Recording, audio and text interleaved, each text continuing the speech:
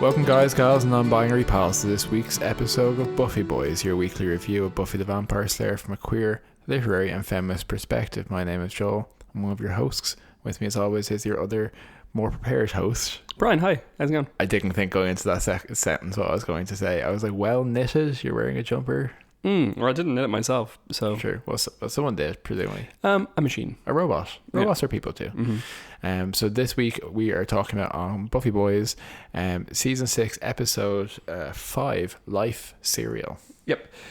Life Serial first aired on October 23rd, 2001, which was my mom's... Geez, her 30... Don't dox your mother. 37th birthday. What the fuck? She was so young when she had us.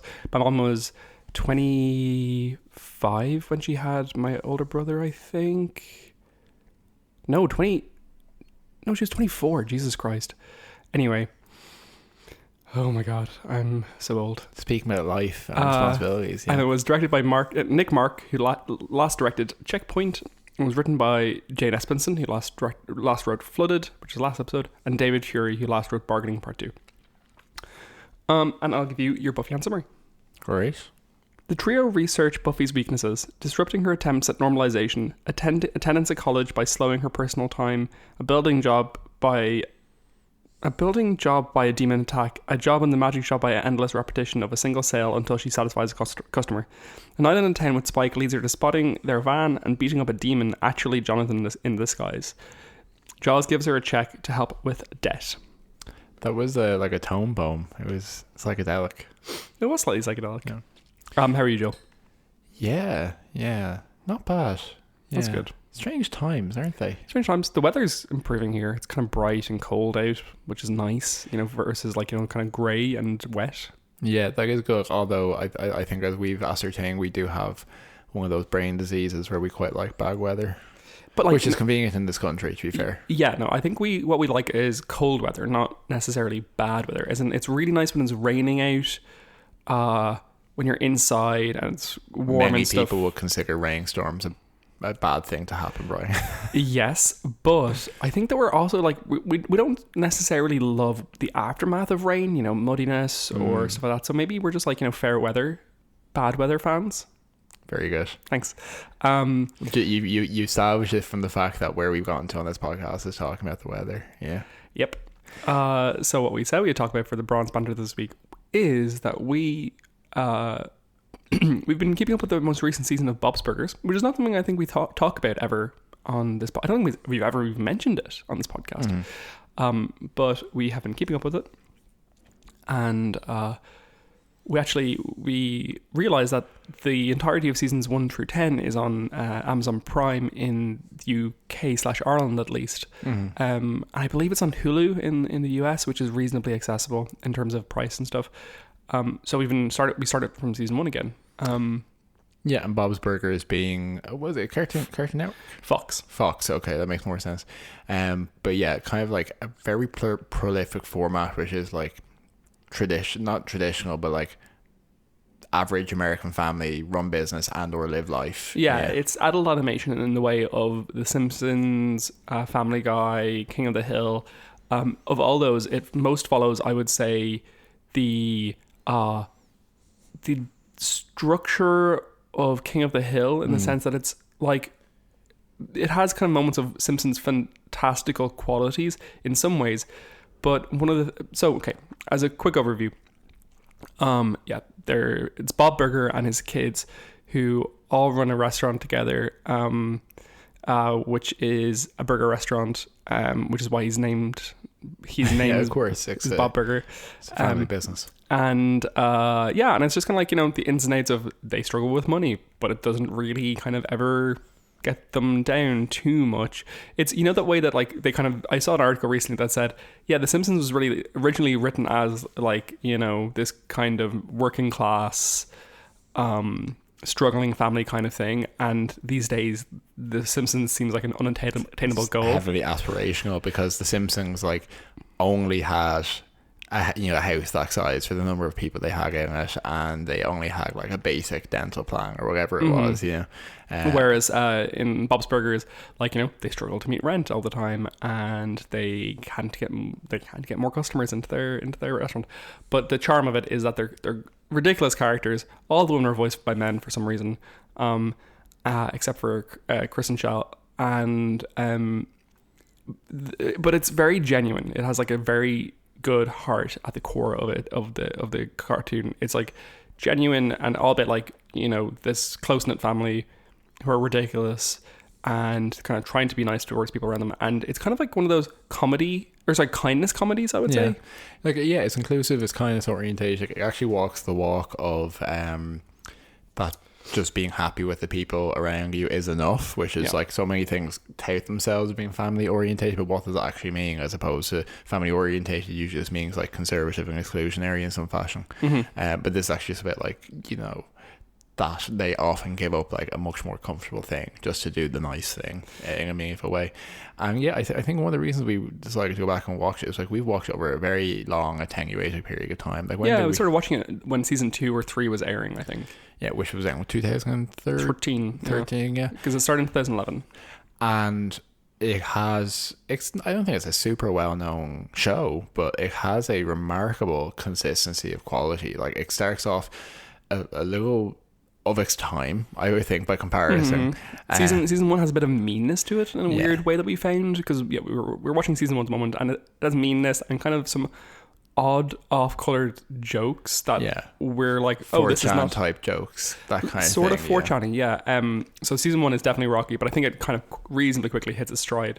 But like a lot of those best of the decade lists that came out into the end of 2019, most of them had Bob's Burgers in the top 10. But like, given that it's 11 seasons around there, season 11 currently airing, like the last couple of episodes we watched for season 11 were as funny as anything I've seen in the show. Exactly. So the quality of seasons like 3 onwards, I would say, is pretty rock solid, in the sense that, is every episode like an absolute banger? No. Does it bring you back to have a comforting time with the characters that you really like, the nonsense you enjoy? Always. It's always musical. It's always weird. Some of the characters like very quickly take on absolutely iconic statuses. Like Linda Belcher who's the mother. Wonderful. Incredible. She was the source of one of your Twitter. Death Cabernet for Cutie. Death Cabernet for Cutie. Yeah, that was one of your Twitter handles, or Bombos or something. For a while. No, it was my Twitter handle for. It still was until I deleted my Twitter. She was talking about like a murder book she was reading, and she's like, "Oh, it's my favorite murder book." I'm not gonna do it. Pretty good, actually. She's like, "It's Death Cabernet for Cutie." It was it was all about like murders in a wine shop, vineyard, or whatever. And Tina Belcher, incredible, incredible character, absolutely. Like not a weak character in the bunch in the family, except for Gene. Gene is the weakest, but he has his moments, and also ambiguous sexuality for some of them. Like Bob is entirely like a bisexual man who has never realized really that he's bi. No, Bob is like it's consistent throughout. He's just a bisexual man who's just like, well, I'm married and all I can think about is the grease piling up in my kitchen. But if I had a moment to think about it, like, when that man offered to have sex with me when he was selling me turkeys a couple of years ago, I did want to do that. Yeah. But I did feel like he was out of my league, so Yeah. It's warm in that respect. So yeah, absolutely recommend it if you haven't checked it out. Yeah. And just like, it's just good. Don't really do a lot of cartoons about middle class families. Thank fuck. Actually, well, it's a weird one. I think the middle class class issues are weird because, I don't know. And the American middle class is so quickly like disappearing. The upper class is so heavily overexposed to us, and then the lower class is so romanticized. It's just like working class. It's all it's all capitalist nightmarish nonsense. Lower class is really kind of a term from like Victorian times, I think. 100%. Yeah. And it's I only ever use it because it's like saying Southern Ireland. It just doesn't feel right. I only ever use it if I've already been saying middle and upper class, because that's like how they get you, right? Because like then you're like, oh, I'm talking physical placement, like metaphor, relative placement. Yeah, and then I'm like, oh, and then the other one is lower, and it's like, that's a horrifying thing to say about people, is that they're lower class, working class. Anyway, there you go. Look, I can say it. Lower class, working class, poor. Yeah, nice. Yeah, I can reclaim all that. Speaking of a cartoon about a middle class family, we have this week's episode of Buffy, which we discovered again with our lack of American context, that the name of the episode, Life Cereal, is apparently a light pun on a cereal, breakfast cereal called Life. Yeah, which we are not aware of. And they'd also often have ads where they'd be like Life Cereal, so etc. So we don't know that. I think also there's the elements just of Life Cereal, as in it continues to happen because... Well, that's the pun of it, essentially. Yeah. Okay, so in this episode, Buffy is struggling with being back alive and trying to figure out this money situation. She thinks about auditing classes in college, so she goes with Tara and Willow to do that. It doesn't work because of the trio interruption. They make her zoom through time or crawl through time. We have to talk about the specific traps in more detail. So they put her in weird time traps and shit. 100%. She then goes to work with Xander on the construction site, but Andrew summons demons to annoy her, and so just to annoy her. Yeah. And in the middle of those demons annoying her, these like other demons attack her, because the first demons are men being misogynistic. Mm-hmm. Did you get it? I got the reference. Anyway, so people are really horrible and misogynistic to her. So she gets fired from that job, and then she tries to work in the magic shop, and Jonathan casts a magic spell on her, and she loops and does a Groundhog Day thing for a while, and it's all not very good. But for her, what did you overall think of the episode? What was your experience? I thought it was entertaining. I have to say, it was entertaining to watch. It was entertaining to watch. It was interesting to continue on the conversation we started, I think, last week about how the trio are portrayed, and this kind of prototypical, and I mean that in the most literal sense, example of this kind of beta male nerd incel kind of thing developing, because the references and the fights they have over pop culture are coming fast and thick in this episode. Sure.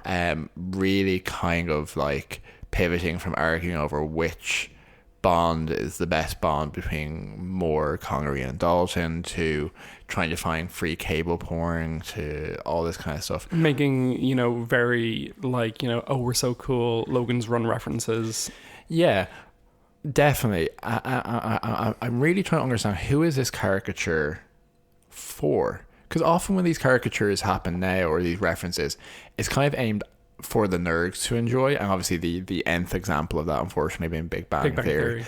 But it's usually meant to be like you recognize something of yourself in it, and I actually feel this is very specifically a caricature of this nerd, maybe written by nerdish people, but for non-nerds. You know, because and this is unfortunately showing my own colours here, and not that anyone will be surprised, but something I noted down was at the start of the episode, Andrew is spray painting exceptionally talentedly, by the way, the Death Star from Return of the Jedi on the side of the van, and he has an exchange with Jonathan about where the exhaust port should be on the Death Star, and it sounds like it's like listening to Simlish, the Sims language. It sounds like they're talking about Star Wars, but what they said makes no sense. And because the Death Star from Return of the Jedi is so obviously under construction. Yeah. So to look at it, you immediately know that he's not trying to do the one from A New Hope, from the original film, and yet the conversation implied that Jonathan didn't know what he. Do you know what I mean? It didn't fit together in a way that was either fully accessible to someone who doesn't know what they're talking about, nor make any sense to anyone who is even cursorily seeing the three films. So it was just kind of, it was a weird, it was an interesting pastiche of kind of like, who are you trying to, what is the demographic of the Buffy viewer that you were trying to pander to with this character? Yeah. The representation of the trio has like aged quite well, in the sense that, you know, you see this kind of origin of that. Like, no one knew what an incel was at that point. No one was talking about the kind of, you know, weird misogyny in nerd culture. No one was talking about it very much, certainly. And I think it portrays it quite well. One of the things that I was wondering about as well was, do we distinguish Warren and Andrew's like actions here as being very distinct from Warren's? Because Warren in this episode has a couple of... Sorry, now do we distinguish between Warren versus Andrew and Jonathan? Because in this episode you get Warren using, you know, the or word to refer to people who are unintelligent or something, or an unintelligent act, in a way that I think was really mean, you know. And you kind of, Warren has a lot of like, he's kind of the bully within the group, if you get me. And I sometimes wonder if they're trying to distinguish between kind of Jonathan and Andrew, who are like, Andrew is clearly like a follower, trying to hide his homosexuality, you know, which in itself is kind of a homophobic portrayal. Jonathan is like another follower, but like desperate to be included just on a general basis because he had no friends. And then Warren is actually deeply just like dyed in the wool, misogynistic and you know, gross. So I always wonder if, like, you know, I think that like sometimes within the show, I think Andrew and Jonathan are portrayed overly positively or innocently. Yeah, no, I think it's absolutely correct. There's a very clear fairy tale like dynamic where people have roles, and as he said, that like Jonathan is sympathetic, particularly because we saw that he was suicidal in earlier seasons. He's done nice things for Buffy before, so what he does seems, because you know he's destined to fail by virtue of his character, it's kind of harmless tricks. Andrew is just completely socially oblivious, and that kind of is used to excuse him, whereas Warren is given the villain's edit and kind of shot in such a way where he's like, you know, he's still kicking something after it's dead kind of thing, you know? Yeah. But there aren't those clear delineations between these people, and if we want to take it hyper serious, like people like Andrew and Jonathan enable people like Warren, you know, there's a massive amount of culpability there, and like any single thing that, like, if you want to even adjusting for the fantasy context, anything that Jonathan and Andrew do to Buffy is like really like hostile, like the way that they're just genuinely trying to ruin her life at a very vulnerable time for no particular reason. I thought something which was particularly telling was when towards the end of the episode, Andrew was like, oh, she has no focus. Like, first she's a shooting and then she's this, and like, why is she all over the place? It's like, because you're driving her out of these places. Like, leave the woman alone. Have we gotten an actual text of what the motivation is for the trio yet? Yes, to be fair, like, there was a flashback where they said, hey, do you want to take over Sunnydale? It's hobbyist, they in this episode reference various supervillains they feel like they're like. It's kind of a poorly thought through, let's be villains, you know, let's be supervillains. Someone on a forum somewhere had a thing about, oh, supervillains are always more interesting than the heroes for these reasons, they the coolest capes and all that kind of, and that's the level of interrogation that's happening here. One of the things I want to talk about the actual traps that they put them into, okay? Because I take tremendous umbrage with the first trap. It is inexplicable. So, to recap, they put a tracker, they put a device on Buffy, and they also link into the CCTV camera so they can observe her. And what we see subjectively, from the audience perspective, is she has a sense that time is speeding up. That she's losing time, that Tara is talking to her, and then suddenly Tara is at the end of the corridor being like, where were you? And then, so we hear this speeding up thing, we see her losing time, and then at one point outside we see people zooming around like the Flash and knocking her down because they're moving so quickly. And they're observing this happen externally. none of that can possibly hang together, because either her perceptions are altered, which I imagine is what the case is meant to be.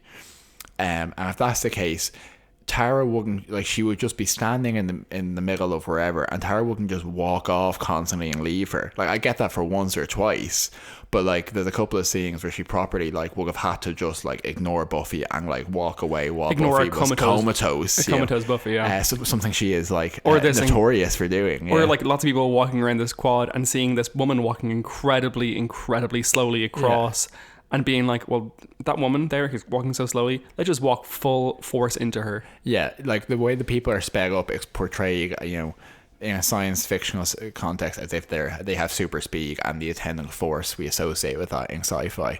But like, as you say, it must just be a woman walking that they're knocking over.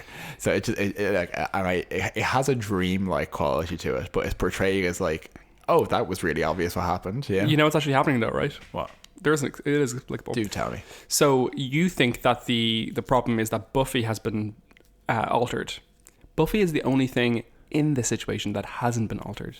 Warren is so powerful that he has reality bended everything else around her. And like, you notice that it doesn't affect him or Andrew or Jonathan, the speed up thing. So obviously there's just like some like distance over which this is affecting. Buffy is wandering normally through this stuff, and everything else is being fast forwarded with Buffy removed. But if he is able to do that is a tremendous amount of power to condense into what was like a micro dot that he put on her. Which I also don't buy that she's like, oh, I hear some buzzing. Here's this tiny bit of lint. That was absolute nonsense. Yeah. So, but I did not. I can see it. I'll talk further about it on the wiki with the other Buffy researchers, but I was like, I cannot abide this at all. And also something you noticed, which I thought was quite funny, is on all the CCTV footage, the live footage of them that they've recorded on her from the van, you can actually see that it's just a .wav file or whatever playing. Yeah, you can see the progress bar at the bottom where it's like, you know, where the camera stops looking at her for that second, like it's hit the end of the thing and it's paused. It was a bit of nonsense, which I enjoyed. Yeah, which so that was absolutely ridiculous, and that was Warren's attempt. Yeah. And that was her not being able to, the metaphor there being that's her not being able to keep up with the pace of going back to college. And of course, right before that, she is in a class with Willow, which is about sociology. The class, Markville notes this: the class is in Buffy, of course, always extremely relevant to what's going on in the episode. So in this situation, they're talking about kind of like social influence, self-determination in that context. And then Buffy within the episode is trying to find a way to act while these social influences are acting on her without her understanding of it, which is kind of one of the things they're talking about in the episode, i.e. The trio are trying to fuck with her and putting pressure on her without her control or understanding. And something that she talks about even at the end of the episode with Giles, she says that like, I had no like idea, or I have no understanding of what's going on, or like I can't like I can't remember the phrase she uses, but she basically is like, I just don't know what's happening here, or I don't understand what's influencing me here. And that's what they're talking about in the classroom. So that's great. How do you think that classroom, this might be again American differences, but how do you think that classroom replicated a college classroom scenario? Total nonsense, right? Like, that was ridiculous. Like, no one talks like that. No one can talk like that. No one can talk like essay, you know? Yeah. And B, there has never been a situation in a college classroom where that many people have read the text. That's very true. And again, it could be that the American college experience is completely different to ours in this context, but we have gone to at the great University of UC Sunnydale. Yeah. What's that? What was it? UCS? What was it? Anyway, UC Sunnydale. UCC. Yeah, like what's the abbreviation? But you and I have been in seminars and tutorials in Trinity College Dublin, which I don't know if we mentioned, but we went there, in philosophy and Beckett and things like that. If people were going to talk like through their absolute arse about stuff, it was going to be there. Yeah, and no one's like, here's this perfectly formed point. No, and like one of the things we often slag me about having a tutorial voice, which is probably reasonably similar to the voice I use here for the podcast, but my tutorial voice And everyone's tutorial voice would always include very slow talking. You had to talk very slowly in those situations because you were like trying to formulate your point as you were talking. No one just like burst out with this perfectly composed soundbite. Yeah. Beautiful though. Exactly. It'd be like, well, Beckett has this critic has suggested that Beckett said that he was influenced by this thing in this situation, and that could potentially influence the writing here, and maybe exposes a vulnerability in what he's saying. Maybe. And always going up at the end of your sentence, because you're like, could you please confirm or deny what I've said is total nonsense? Yeah. There's a real skill in that, which I've learned in working, also in my further studies as an adult. Whatever you're saying next, even if it doesn't agree or it's connected to anything that's come before, you always say, yeah, I think that's a very astute point that Brian's made, and I echo it. And I would say, and that could it makes it seem like everyone's agreeing. Everyone wants to feel like they're agreeing. Might not be agreeing at all. Yeah.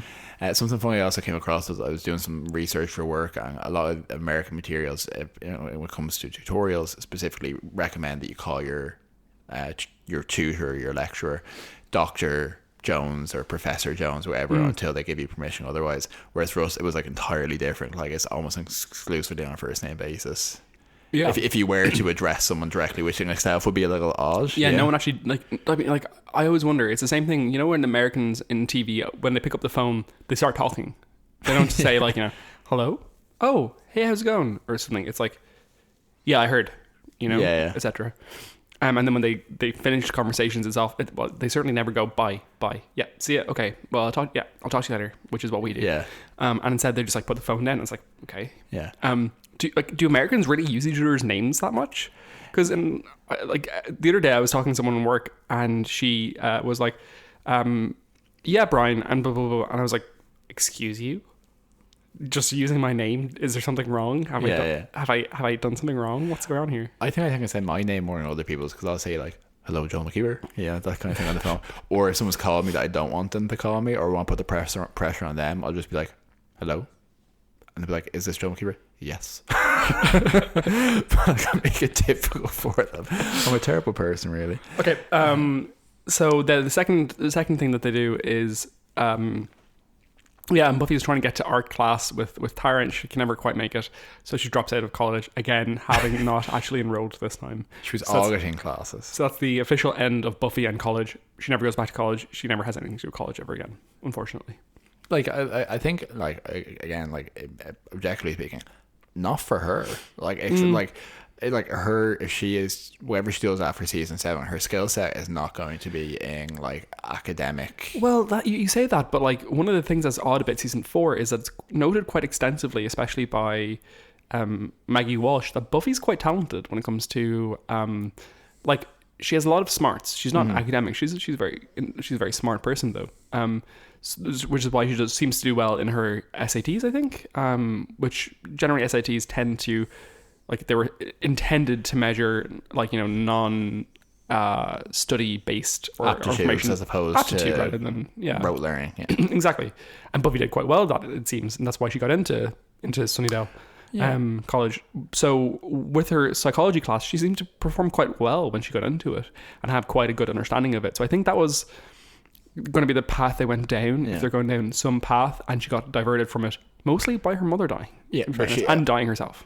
What I would recommend to her as her advisor is I think she needs to pivot around something practical. She's a very practical minded person, so if it's social work, casework, something applied, but I think that the actual just theoretical element of knowing something for the sake of it just does not gel for her at all. Buffy the Social Worker is season 7 of Buffy. Yeah, essentially, yeah. So you were saying the second scenario we have is that Andrew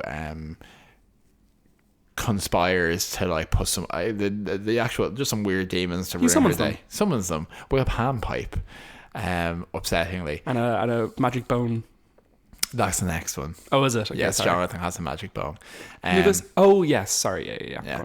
But Xander is running his construction site. He has his guys. He has Gino and Vino and Vince and Vinny and etc. It's this whole construction pastiche. It's all very homoerotic. It is, and also they're cartoonishly misogynistic. But Xander is just honestly no help, and he apologizes a little at the end, but he is very like, you're embarrassing me in front of my work friends, and you're bringing your weird life into my workplace. I was like, you are part of this. You had absolutely no life up until about half a season ago. Yeah, no, I agree with you there. It's a weird one because like he is being useless here, but also, you know, like I kind of sympathize with him a little bit, you know, in the sense that he can't jeopardize his job for Buffy maybe getting a temp job in the situation. And like, you know, he should be signing up as for his friend in some situations, but also like in a situation where they can't acknowledge that demons exist and all this stuff. I think he's in a weird situation here, a weird place. Yeah, I suppose it's just like a lot of the, and we discussed this in previous episodes, but a lot of the thrust of Buffy having to do this arc of being dependent and having to become more independent is the concession that people aren't willing to help her enough for her just to like not have to do that. Mm-hmm. And I suppose watching it, I'm like, she is the protagonist, she is the Slayer, she has died twice, pay her fucking bills for a bit. I just like I can't understand how everyone was like, yeah, that happened, but like it's really time to get a job. Yeah. So immediately, like, let her have a year. I would be much more generous, I think, with her. Yeah. No, exactly. I mean, like, you know, if like Buffy's expected to get a job, why aren't Willow and Tara, who are also living there? Why isn't like obviously Xander has his own apartment and like, you know, his own little family that's about to break up to take care of. But another way, you know, he has like this absolutely mega apartment on the top of a hill in California.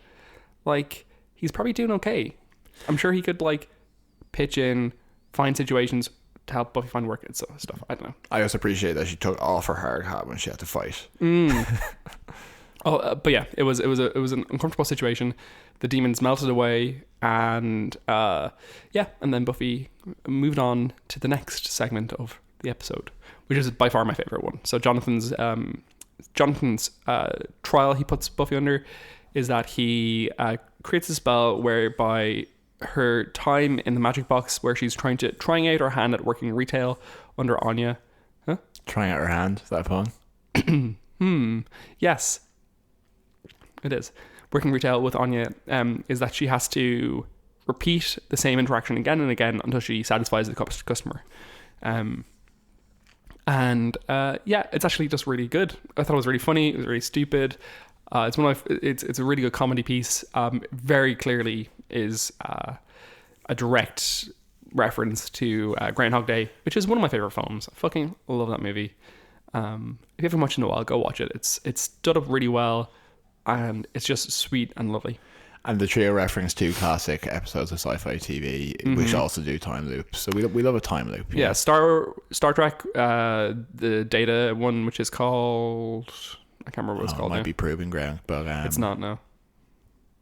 Oh, sorry, I didn't even step on your encyclopedic Next Generation knowledge. It's okay. X-Files. X-Files, which is the bank robbing episode, which I also haven't seen. I've seen the Data one where he has to figure out how to stop the 3 pips. Is that where he gets it? The 3rd pip? Yeah. So it's basically it resolves when he like realizes that the number of like ranking Signia Riker is wearing is a clue, and he uses that to stop the ship blowing up. It's the whole thing. Yeah. So essentially, Buffy has to help this customer who wants a mummy's hand, but the mummy's hand keeps attacking her. So it's just genuinely funny. And you pointed out, like, part of the problem with that is she just doesn't ask for help, and like potentially a way to resolve that would have been, hey Anya, there's a hand that's trying to kill me. How do we sell these? Because the hand isn't defective. That it is operating as intended. It hasn't become possessed as such, you know. So Anya would be like, oh, this is how we deal with those hands. You stroke them and then they fall asleep or whatever. Yeah, sure. And it's also a weird element where initially it seems like that the loop is fully fixed, so she gets the same responses from people every time because Giles keeps repeating the same thing to her, but Anya gives her constantly different responses. So I think Giles just is not paying attention at all. That's the thing, is that Giles like keeps saying whenever Buffy says, like, you know, oh Giles, but what should I do about this? And he says, yeah, quite right, yes. That's all he says. But also I think it's highlighting that Anya is an absolute chaotic force. Yeah. she's loose in the time stream. So yeah, it's quite an enjoyable, like a very classic TV episode where it's like, here's 3 segments, here's 3 scenarios. You know, each segment's like 7 minutes of action. You know, it's very structural in that respect. I particularly liked in that where there's just one loop where Buffy just stands there and weeps. It's just really good. But yeah, again, highlighting the fact that Buffy, it's kind of reflecting the repetitive nature of retail work and the potential soul crushing elements of work that Buffy is worried about, given that that exists in adult life, given that what she's used to is excitement, slaying, pressure, and hardcore demon shit. So yeah, it's interesting. It's an interesting segment. It's very fun. I quite enjoyed it. Who's not in this episode, if I'm not mistaken? Dawn. She is in this episode. She's so I can't remember exactly which point in the episode, but I remember her being a little bit bitchy towards Buffy. I don't really recall her being in this at all. What we're in danger, I think, of overlooking is the Forgotten Fork segment of this as well, which is where while the trio aren't responsible for it, there is like another vignette where she goes with Spike to get drunk and meet Clem for the first time, who is a recurring droopy skinned demon character, nice demon character. Does he die? I don't believe so. That's good. So they go to a demon bar where Spike wants to get dealt into a card game where they are famously betting kittens because they're so tasty. Apparently the filming of this was quite difficult. They had to, because they were like worried about the kittens falling off the table and hurting themselves. The actual table that they were playing at is about 2 feet off the ground. So they're all like sitting on the floor basically. Apparently it was just a very difficult thing to shoot because like every 30 seconds they were like, oh wait, the kittens have all gotten off the table by this point. As they tend to do, yeah. So the guy who played Clem has a lot to say about that whole the whole situation. Does that mean like the thing you're known for is like the guy who eats kittens famously? Yeah, wouldn't be great. It's a fun segment. Buffy drunk and continuously saying, what is it she kept saying? When she takes a shock, she's like, bleh. Yeah, it's classic. It's great. Spike being kind of helpful and kind of in no way helpful. It's good fun.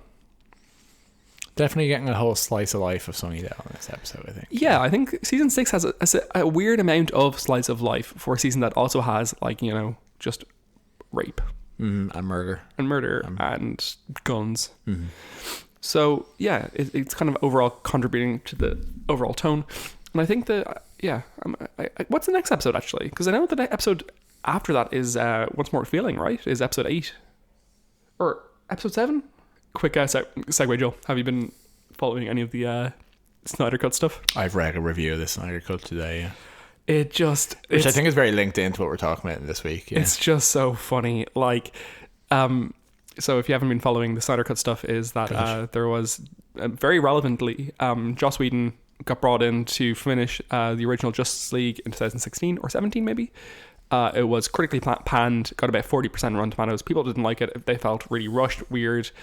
There was that whole issue with Henry Cavill having to be brought back for reshoots where he actually had a mustache by this point. That was Justice League and not Batman versus Superman, was it? Yeah. Those are two different films. I can't remember. Yeah. I think it was Justice League. But one of the so basically they all were like, oh, a Snyder cut of this movie exists, i.e. because Zack Snyder had originally been doing the movie and he kept getting negative feedback from the studios because all the rest of his movies had bombed, especially Batman vs Superman. So he got kicked off basically and they brought in Joss Whedon, and this is where the issue with Ray Fisher came in, a Cyborg, and Cyborg basically gets written out of the movie at that point. So they wanted a new one where Zack Snyder, or not a new one, they wanted a recut version of the movie, including all the deleted scenes, recut to actually give context to everything.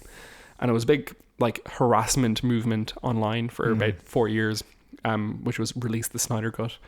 And it is now happening. It's coming out in 2 days. And it's gotten 75% in Rotten Tomatoes, which is not a bad score at all. But at the same time, only 3 Marvel movies have gotten below that. Yeah. And this is the second time they've tried this movie. Yeah. Yeah, so from my understanding, so it's about 4 hours long. And I think part of the context was there was initially an intention for there to be potentially 2 Justice League films, part 1 and part 2. And the assumption was that this cut, which is 4 hours, will have 2 hours worth of new material in it, kind of like a second film in it, essentially. And it's really apparently just like a lot of extended sequences, extra shots, a little bit more context, extra visual context, but like not a new film.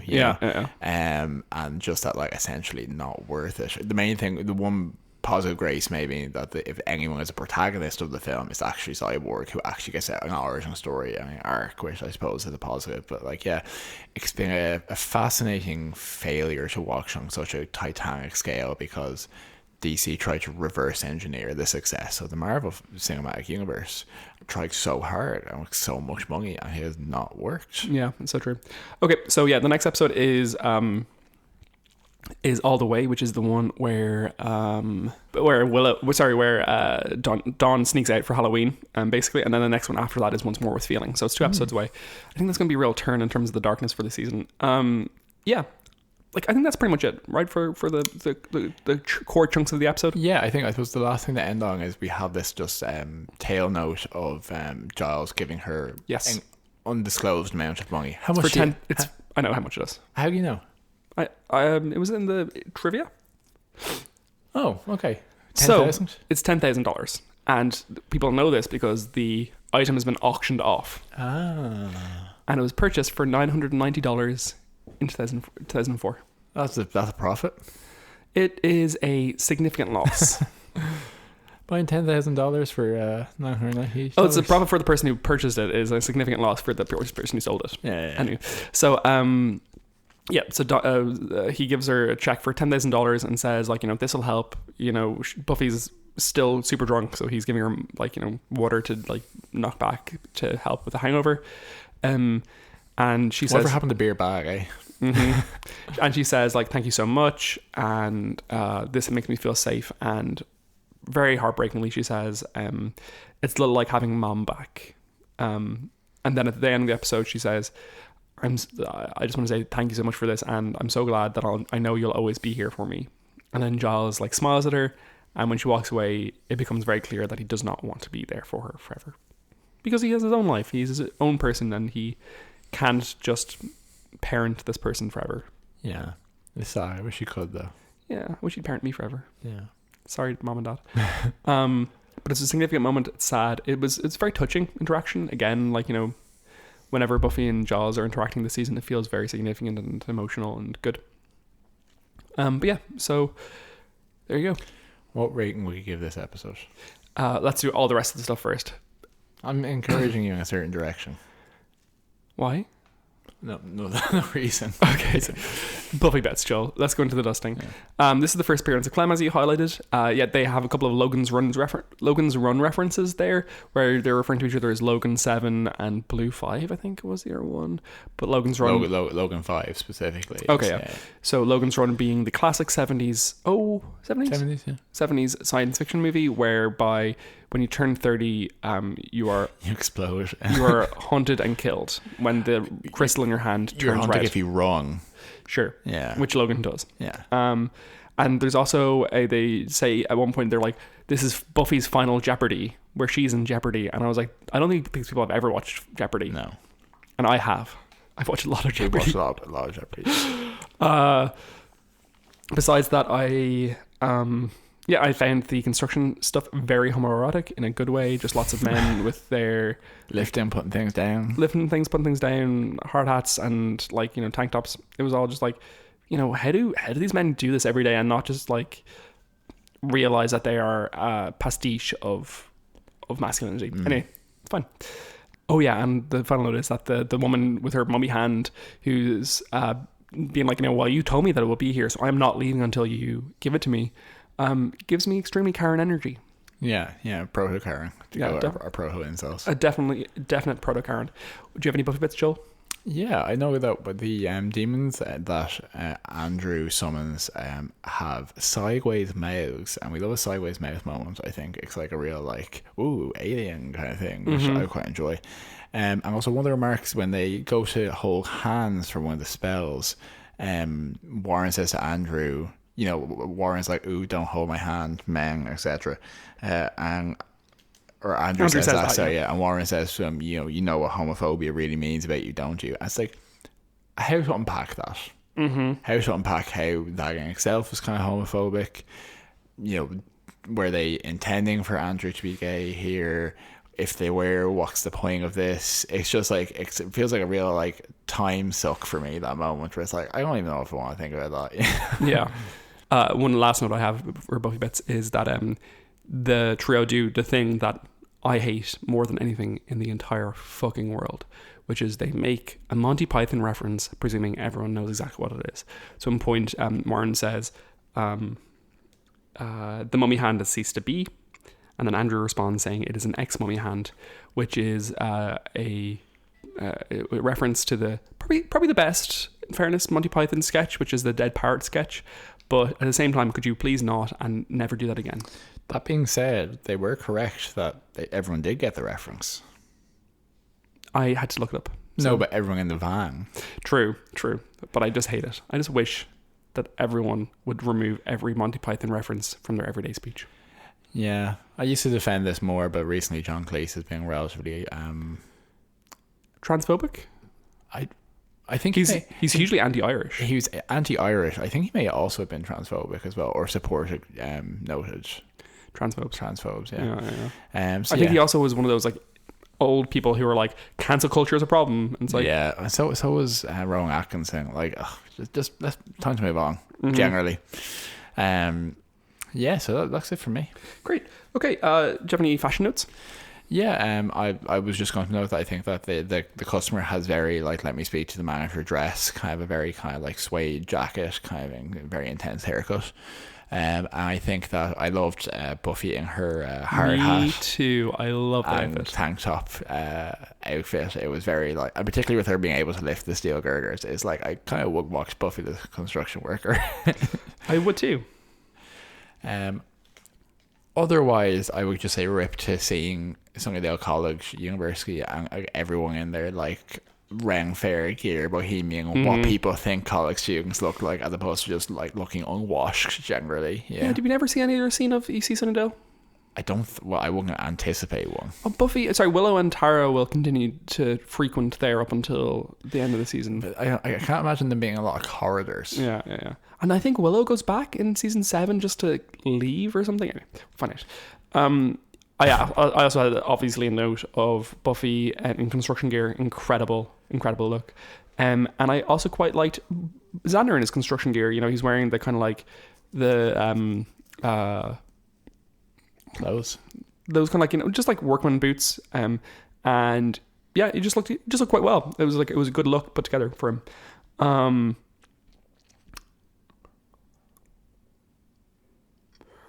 And I hated what Buffy was wearing in the college scene after she takes off her jacket. She's wearing, I don't know what it's called. I think I would have referred to it over the years as a boob tube, but I'm not sure if that's like a horrible thing to say. I've never heard that expression, so I can't. Isn't that one of those plot devices they're looking for in like Superman comics? The boob maybe tube. But isn't it a top that like kind of goes up to your chest and down to your like waist, but like doesn't have any straps or arms? Basically, it just kind of like holds like on itself. My glossary for clothes that are typically worn by women is very, very scant. And as we know, you do not know the difference between a skirt and a dress. I don't. I'm at fault for that, but it's also true. I don't have the language for it. In fairness, women's clothing has a lot more variation than men's clothing does, in the sense that, like, you know, with men's clothing you have tops and trousers.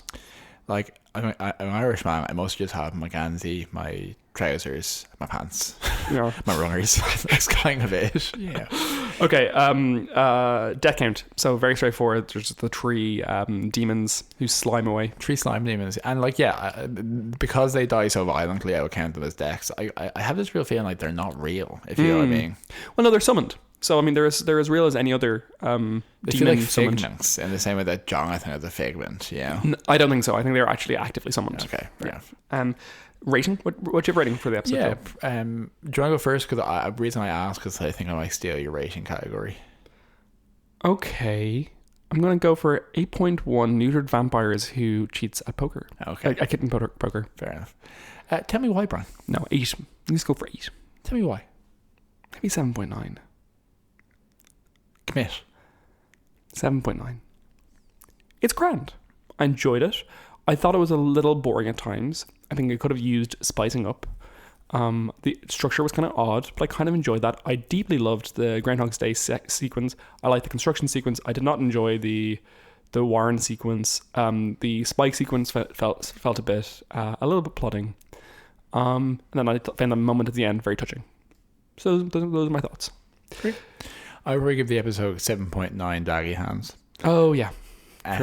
For similar reasons, I thought that there was a lot of interesting content, and as I'm a big fan of Sarah Michelle Gellar. It's just funny when she has to be putting, like, I love when Buffy is trying to make jokes to fit in social situations where she's not the general of the scene. Mm-hmm. And I think it set up a believable context for her, actually, because initially you're like, why will she have issues fitting in with her life? And it's like, oh no, this, like, definitely, like, we have seen her check out of all of these things. Mm-hmm. And there's some real poignancy and some real character moments in there, but like nothing to blow you away. Yep. Okay, Cordelia Chase. Yeah, so this week on the Cordelia Chase we had the episode Fregless, which is ironically a Freg-centric episode. Yeah. And we have the general structure being, we're kind of exploring Freg having come back from Pylea, having trying to overcome her trauma and integrate, and very much drawing equations on all the walls of her hotel room. And I think the thrust of this episode is very much to transition Freg from being a damaged character archetype to a effective member of the team archetype, and kind of, move her out of that narrative moment. That's precipitated by her parents coming to town looking for her, who are very, they're Texan. They're from Texas. They are Texan, like her. Very specifically, and one of whom is played by an actor whose name has escaped me, but who has been in a number of recognisable roles over the years. Will and Grace. Yeah, most archetypally for me, he was what would have been described as kind of Sabrina the Teenage Witch's kind of hillbilly cousin boyish, back in the 90s. Has that twang, and so we focus on Fred, and there's a lot of misdirection in that. Initially they seem very suspicious, and it's kind of presented, I think, very much to be like family for Tara, yeah. That there's something odd about how they're coming after Fred, and that they're very suspicious of Angel investigations and like what they've been doing with Fred, and why would Fred be working there, etc. And Fred specifically evades them. Yeah, she runs. So there's a real sense of menace, which I think is actually quite a convincing misdirection. And there's some lot of very strong character moments where they're trying to avoid talking about exactly what they do, presenting Angel as working Hollywood and all the monster stuff as props, etc. And there's an interesting exchange where the father is presented as pretty much homophobic and kind of conservative in that respect. And when they meet Lorne, they describe how he's some froofy guy wearing eyeliner and what's going on. They said he's wearing makeup and fake horns. Yeah. And then his response is to say that he's it's only a bit of eyeliner. Yeah.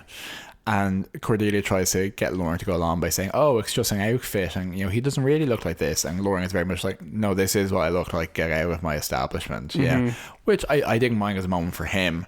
But again, you always would love people to turn around in these scenes and just be like, hey, fuck off. Yeah. Yeah. I also enjoy Angel getting on with the dad, because they were both old men, essentially. Yeah. Because it turns out that they're in no way negative influences, that she's just afraid of engaging with the truth of the trauma she's experienced, and having to actually come back to reality to some degree. And there's a whole demon thing, and it's kind of just a side plot, really. Everything that seems suspicious for the parents is actually a demon, kind of like a spidery egg arachnid demon thing, which is following them, and it gives her, and she leaves, and there's goodbyes. And if you're watching that episode, I'm like, yeah, she's kind of actually wrapped up this guest character who was with us for a few episodes. She leaves, and then she realizes that she does have a role in the team, in addition to Angel being the hero and Wesley being the brains. I'm not really sure what that is. It's inventor, maybe inventor / scientist, and uses a really contrived trebuchet to launch an axe to solve the problem.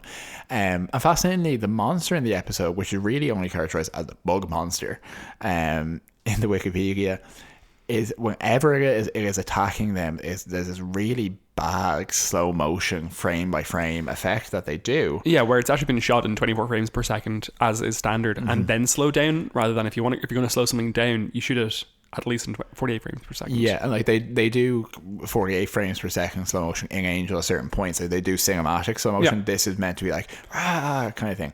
But then bizarrely, what I found was unfortunate is that one scene they actually show it full length normal motion, and the CGI was really good for what it was. I thought I was like, this is like a complex, interesting alien character. It doesn't look like it's clipping over anything.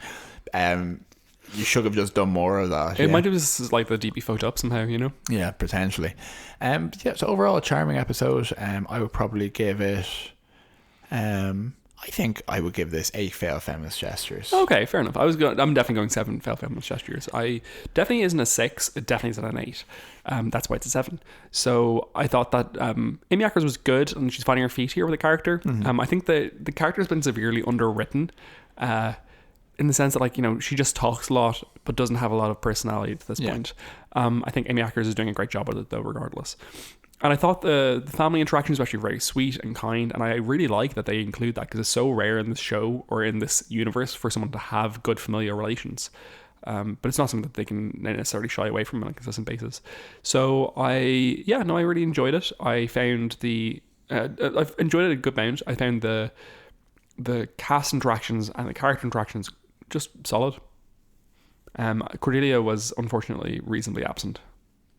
Yeah, she wasn't really present in it. But yes, I think solid, enjoyable. And I have to say that something I said to you is that the season so far has the highest density of just like fun episodes of a Buffy and Angel season. Just and often that's because other seasons are either interspersed with poor episodes or like really serious episodes. And this has just been, what if we were actually just a demon detective agency? Yeah, which I've enjoyed.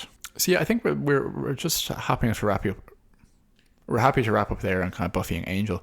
Something I just wanted to mention before we moved on, I don't want, there'll probably be space to speak about it more thoroughly in future, but just because it's happening at the moment, I don't want to neither not address it nor kind of gloss over it.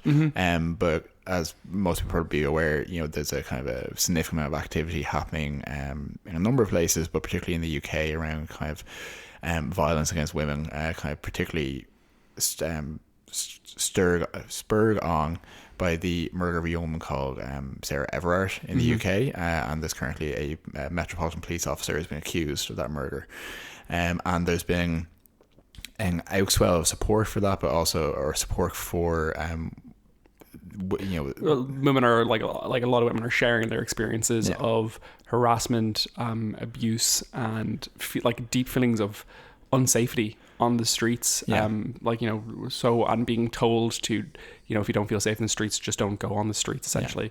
All this absolutely and misogynistic nonsense, as we're well aware that this is just when there are very severe or very tragic instances of women suffering in this way, that doesn't belie the fact that it's happening every day, and to really every woman. It's something we don't have individual understanding of, but it's something we have tremendous sympathy for, and very much stand in support of women in that context, and in every context. It's a difficult one to articulate, because I know what I want to say, but it's such a large thing to try and speak to meaningfully. But particularly, I know that there was a vigil and protest in relation to this in Clapham Common in the UK this week, which was broken up very disproportionately or unproportionately by the police. And there's been numerous instances of police associated with the case being accused of also doing inappropriate remarks, photos, comments, and generally contributing to a culture of unsafety, of violence, and of disproportionate police action. So it's terrible, and there's very little, you know, we can say that's going to, I think, add much new information to that. But it's something that I just wanted to address in the context of who we are and what this podcast is about, that we very much stand in support of people affected by that. It's a weird one. Like, just, it's always worth having a look at your own ability to engage or not engage with this stuff, because like I as I said earlier, I got rid of social media a couple of weeks ago. Just I wanted to. So I haven't like, when you mentioned wanting to talk about this, I was like, oh yeah, sure. It wouldn't have occurred to me. And it doesn't occur to me because I have the option of just checking out on this issue. I don't have to look at just people sharing these stories. I don't have to look at newspaper articles about it, because sometimes it feels like it's not relevant to me, because it doesn't affect me every day. So you have to look at how, that's an incredible advantage that I have, not having to be burdened by, when I walk on the street, is someone going to shout at me on the basis of my gender? No. Is someone going to attack me and like kill me on the basis of my gender? Like incredibly unlikely. Yeah. And that's something that women think about every day. Yeah. And so something I think we can do, and I think probably the role for us to promote in some ways, is for ourselves and for other men, is when we are in men only groups, is to more actively champion that, call people out, police it, and put forth those values, and use that position to support people who can't do so, otherwise. And actively listen to the women around you. Yeah, absolutely. So I'm not going to say anything groundbreaking or smart about it, and obviously don't want to be, at the same time, don't want to be a downer, because I know people listen to podcasts to try and get away from that stuff to a certain degree, but I think it's worth acknowledging. I think it's worth, if we are worth our salt in terms of caring about issues of liberation, issues of feminism, and issues of queer representation, which intersects with all of this, and issues that affect people of colour, all of which is tied up in the same struggle, then we have to be clear about that. That's what we're about, and that's what the podcast represents. Yep, absolutely. Okay, should we leave it there? Yes. Great. Thank you very much for listening. Thank you very much for being with us. We hope you're well. If you enjoyed this podcast, please let us know, and tell the problematic construction workers in your life, because they might learn a thing or two listening to this. And we will see all you lovely super fangs next week on Buffy Boys. See yous.